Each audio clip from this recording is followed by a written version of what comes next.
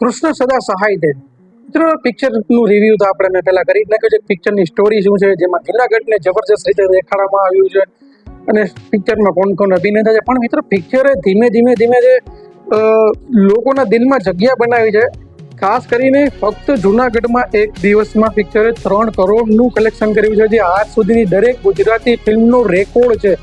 અને પિક્ચર ધીમે લોકોના હૃદયમાં વસી રહી છે અને મને લાગે છે કે કમાણીની દ્રષ્ટિએ ફિલ્મ બધાનો રેકોર્ડ તોડી નાખશે. પણ મિત્રો ફિલ્મની સ્ટોરીમાં જે રીતે જુનાગઢને દેખાડવામાં આવી છે, જે રીતે આધુનિક કલિયુગમાં કૃષ્ણ ભગવાનના જે વાતો છે, કૃષ્ણ ભગવાનના જે સિદ્ધાંતો છે, કૃષ્ણ ભગવાનની જે આપને દિશા દર્શાવેલી છે અને જે કૃષ્ણ ભગવાન રૂબરૂમાં આવીને જે આપણે બતાવે છે, એ જોવા લાયક છે. અને ફેમિલી સાથે મેં જ્યારે પણ કીધું તો ફેમિલી સાથે જોવા જેવું મળે છે.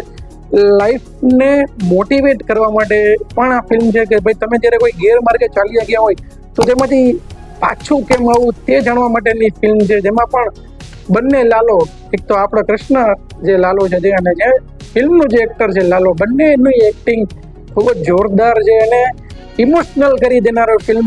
અને એમાં પણ જે ડાયલોગ છે કે ભાઈ તું કૃષ્ણને ક્યાં શોધે, તે બધે ગોતી લીધો, મને દ્વારકા ગોતી લીધો, જુનાગઢ ગોતી લીધો, પણ તે તારી ભીતર ગોત્યો, હું ન્યા જ બેઠો છું. આ ડાયલોગ છે હાર્ટ ટચિંગ અને સ્ટોરી ગજબની સ્ટોરી અને ભાઈ દેશી કાઠિયાવાડી ભાષાની ફિલ્મ છે, જોવાની ઓર મજા આવશે.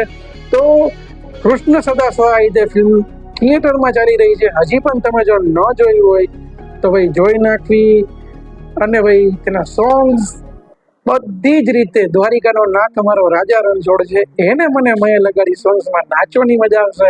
અને સ્ટોરી ભાઈ જમનારા હાર્ટને ટચ કરી નાખશે. તો ન જોયું તો ચોક્કસથી ફેમિલી સાથે હજુ પણ ફિલ્મ થિયેટરમાં ચાલુ જ છે, જોઈ આવજો. ન જોયું હોય તો અને વિડીયોને શેર કરી ન કરી હોય તો કરી નાખજો. તમારો નાનો હોય કોમેન્ટ કરજો, કે ભૂલચૂક થતી હોય તો ગમતા હોય તો પણ કરજો. અને ચેનલને સબસ્ક્રાઈબ ન કરી તો કરી નાખજો. મળીશું ત્યાં સુધી કલ્પેશ ગવારાના જય શ્રી કૃષ્ણ, ભારત માતા કી જય, વંદે માતરમ.